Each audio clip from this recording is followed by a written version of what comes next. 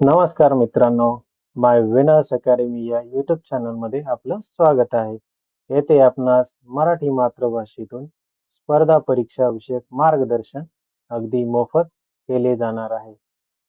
तर आजच्या व्हिडिओला आपण सुरुवात करूया. स्पर्धा परीक्षा विषयक 1000 प्रश्न या सिरीजमधील 91वा प्रश्न आणि आजच्या व्हिडिओचा पहिला प्रश्न. घटनेतील कोणत्या कलमान्वये घटक राज्यात राष्ट्रपती राजवट घोषित करता येते?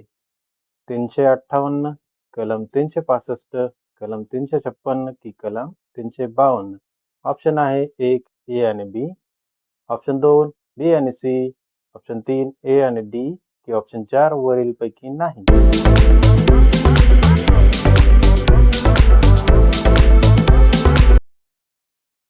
तर उत्तर आहे मित्रांनो ऑप्शन नंबर 2 बी आणि सी म्हणजेच कलम 356 व 365. इथे विशेष महत्वाची माहिती शेअर करत आहे मित्रांनो. राष्ट्रपती राजवट म्हणजेच प्रेसिडेंट रूल काय असते? राज्यातील शासकीय कारभार संविधानानुसार चालणे शक्य नसल्याचा अहवाल राज्यपालांनी राष्ट्रपतींना दिला किंवा राष्ट्रपतीची तशी स्वतःची खात्री पटली तरी राष्ट्रपती राजवट त्या राज्यात लागू करू शकतात.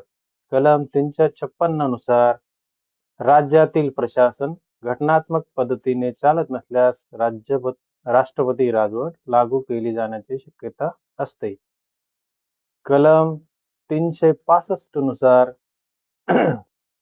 एखादे राज्य सरकार केंद्राच्या निर्देशाकडे दुर्लक्ष करत असल्यासही त्या संबंधित राज्यात राष्ट्रपती राजवट लागू करणे शक्य असते. सरकारला बहुमत नसेल किंवा सरकारने बहुमत गमावले असेल त्यावेळेसही राष्ट्रपती राजवट लागू केली जाऊ शकते. महाराष्ट्रात याआधी कधी राष्ट्रपती राजवट लागू झाली होती का? तर याचं उत्तर आहे मित्रांनो हो. महाराष्ट्रात पहिल्यांदा 1980 मध्ये तर दुसऱ्यांदा 2014 राष्ट्रपती राजवट लागू करण्यात आली होती. पहिल्यांदा राष्ट्रपती राजवट लागू झाली तेव्हा महाराष्ट्राचे मुख्यमंत्री होते शरद पवार. त्यांच्या नेतृत्वाखालील पुरोगामी लोकशाही दल म्हणजेच पुलोद सरकार बरखास्त करण्यात आले होते. त्यावेळी महाराष्ट्रात 17 फेब्रुवारी 1980 ते 9 जून 1980 पर्यंत राष्ट्रपती शासन लागू करण्यात आले होते म्हणजेच राष्ट्रपती राजवट लागू करण्यात आली होती. दुसऱ्यांदा 2014 मध्ये राष्ट्रपती राजवट लागू करण्यात आली तेव्हा काँग्रेसचे पृथ्वीराज चव्हाण हे महाराष्ट्राचे मुख्यमंत्री होते. त्यावेळी 32 दिवसांसाठी म्हणजेच 28 सप्टेंबर 2014 ते 31 ऑक्टोबर 2014 या काळात राष्ट्रपती राजवट लागू करण्यात आली होती. 2019च्या विधानसभेच्या निवडणुकीनंतरही कोणत्याही पक्षाने बहुमत सिद्ध न केल्यामुळे 12 नोव्हेंबर 2019 ते 23 नोव्हेंबर 2019 पर्यंत राष्ट्रपती राजवट लागू झालेली आहे महाराष्ट्रात. 23 नोव्हेंबर रोजी देवेंद्र फडणवीस यांनी मुख्यमंत्री पदाची शपथ घेतली आणि राष्ट्रपती राजवट संपुष्टात आली. प्रश्न क्रमांक 92. अनुवंशिकतेचा सिद्धांत कोणी मांडला? Option number 1 Mendel, option number 2 Darwin, option number 3 लॅमार्क की ऑप्शन नंबर 4 न्यूटन?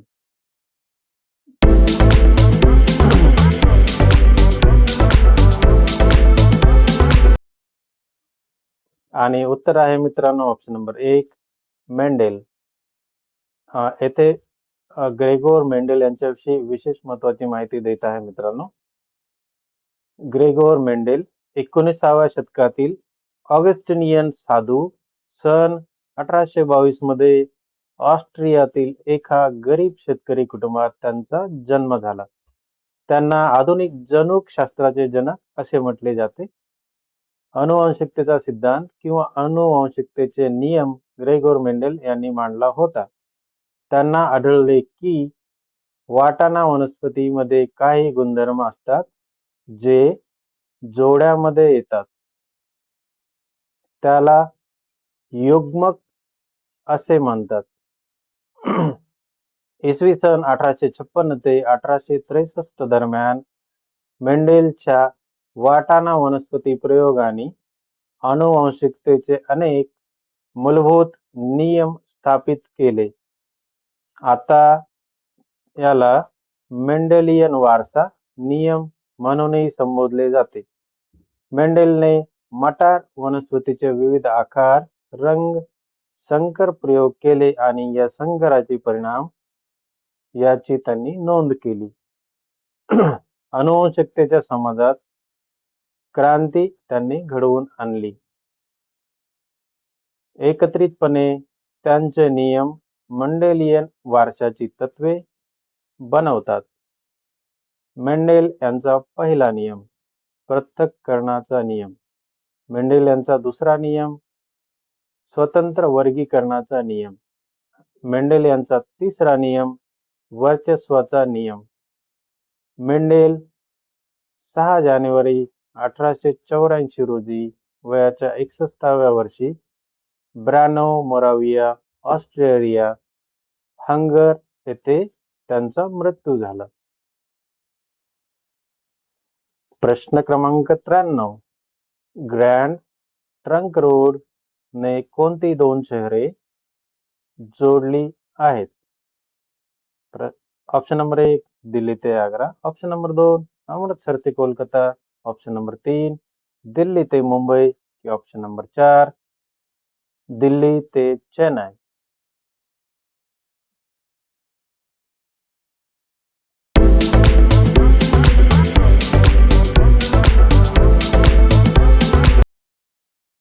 तर उत्तर आहे मित्रांनो ऑप्शन नंबर 2 अमृतसर ते कोलकाता. इथे ग्रँड ट्रंक रोड विषयी अतिशय विशेष माहिती आपणास देत आहे मित्रांनो. ग्रँड ट्रंक रोड हा दक्षिण आशियातील सर्वात जुन्या आणि लांब मार्गापैकी एक आहे. या मार्गाने भारतीय उपखंडाच्या पूर्व आणि पश्चिम भागांना 2 दशकाहून शतकाहून अधिक काळ जोडले आहे. हा रस्ता बांगलादेशातील चितगाव, पश्चिमेला हावडा येथून सुरू होऊन लाहोर, पाकिस्तान मार्गे अफगाणिस्तानातील काबूलला जातो. प्राचीन काळी याला उत्तर पथ शाह-रह-ए-आजम, सडक-ए-आजम आणि बादशाही सडक म्हणूनही ओळखले जात असे. हा मार्ग मौर्य साम्राज्याच्या काळात अस्तित्वात होता आणि गंगा नदीच्या मुखापासून साम्राज्याच्या उत्तर पश्चिम सीमेपर्यंत विस्तारला होता. आधुनिक रस्त्याचे पूर्ववर्ती शेरशाह सुरी यांनी पुनर्बांधणी केली होती. 1833 ते 1860 च्या दरम्यान ब्रिटिशांनी रस्त्यात लक्षणीय सुधारणा केली. आधुनिक काळात गव्हर्नर जनरल ऑकलंडने त्यांची पुनर्बांधणी केली आणि त्याला ग्रँड ट्रंक जीटी रोड असे नाव दिले.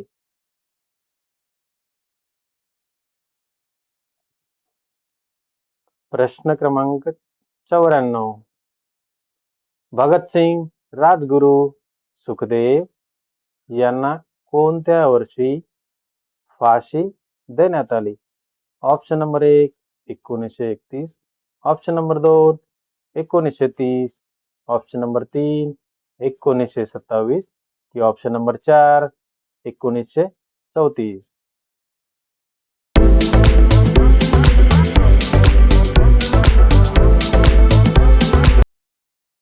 आणि उत्तर आहे ऑप्शन नंबर 1, 1931 रोजी. प्रश्न क्रमांक 95. ब्रिक्स हे ब्राझील, रशिया, भारत, चीन आणि दक्षिण आफ्रिका यांचे संक्षिप्त रूप आहे. तर चूक की बरोबर सांगा. ऑप्शन ए चूक, ऑप्शन बी बरोबर.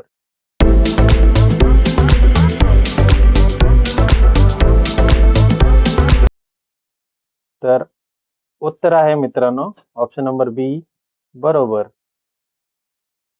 ब्रिक्स हे ब्राझील, रशिया, भारत, चीन आणि दक्षिण आफ्रिका यांचे एक संक्षिप्त रूप आहे. हे सदस्य आर्थिक वाढीचे प्रमुख निर्धारक आहेत आणि प्रादेशिक घडामोडींवर लक्षणीय प्रभाव टाकतात. ब्रिक्स प्रामुख्याने शांतता, सुरक्षा, विकास आणि सहयोग या विषयावर लक्ष केंद्रित करते.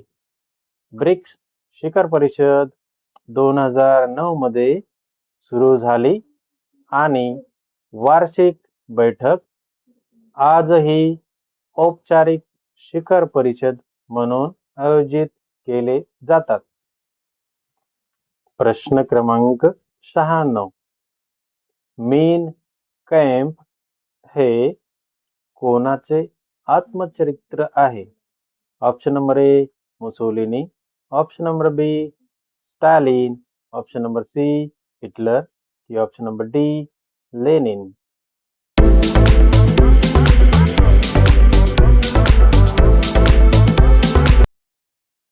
तर उत्तर आहे ऑप्शन नंबर सी हिटलर यांचे. प्रश्न क्रमांक 97. 1908 मध्ये राज्यद्रोहाच्या आरोपाखाली शिक्षा होणारे पहिले भारतीय कोण? Option number A Mahatma Gandhi, option number B Lokmanya Tilak, option number C Sardar Patel, option number D Lala Lajpat Rai.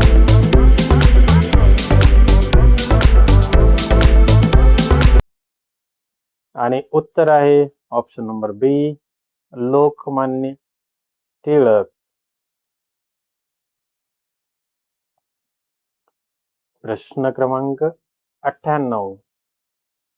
आकुंचन या शब्दाचा विरुद्धार्थी शब्द ओळखा. ऑप्शन नंबर ए आक्रसणे, ऑप्शन नंबर बी प्रसरण, ऑप्शन नंबर सी कंपन की ऑप्शन नंबर डी आंदोलन.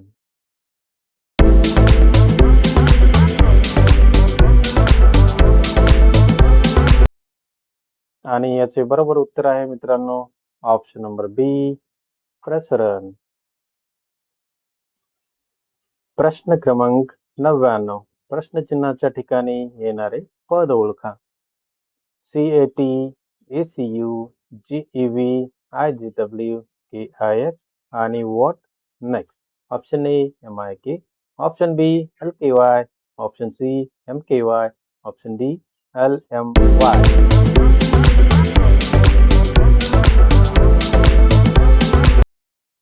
आणि उत्तर आहे ऑप्शन नंबर सी MKY.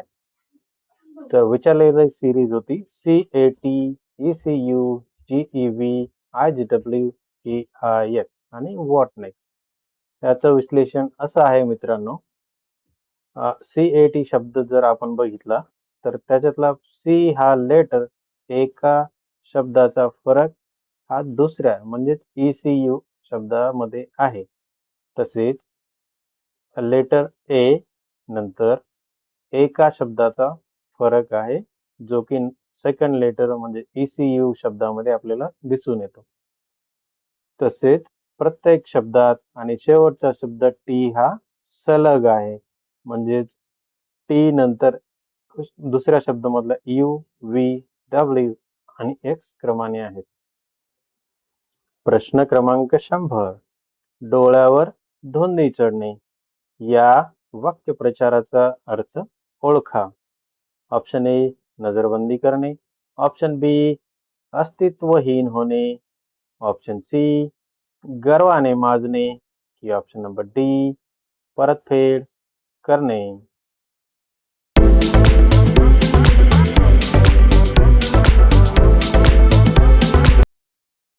उत्तर आहे ऑप्शन नंबर सी गर्वाने माजणे. मागील व्हिडिओमधील स्वाध्यायासाठी विचारलेला प्रश्न आहे मित्रांनो, विरुद्धार्थी शब्द निवडा आणि तो शब्द होता अक्षर. तर ऑप्शन दिलेले होते ऑप्शन ए निरक्षर, ऑप्शन बी क्षर, ऑप्शन सी साक्षर आणि ऑप्शन डी शब्द. तर मागील व्हिडिओमध्ये दिलेल्या स्वाध्याय प्रश्नाचे उत्तर आहे मित्रांनो क्षर.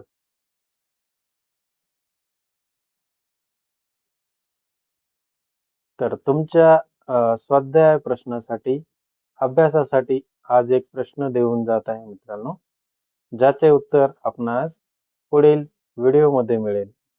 आणि तो प्रश्न आहे, कोणते राष्ट्रीय उद्यान आसाम मध्ये आहे?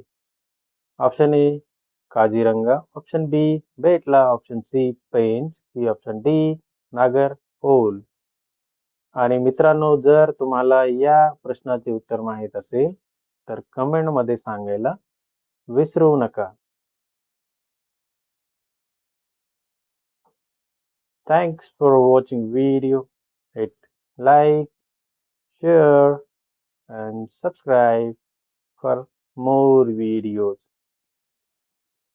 अशाच प्रकारच्या जनरल नॉलेज विषयक नवनवीन माहितीसाठी आमच्या चॅनलला अवश्य सबस्क्राईब करा आणि नवीन काही गोष्टी शिकण्याचा आनंद आपणास वाटला असेल तर आपल्या मित्रांना देखील आमचे चॅनल अवश्य शेअर करा. Happy learning.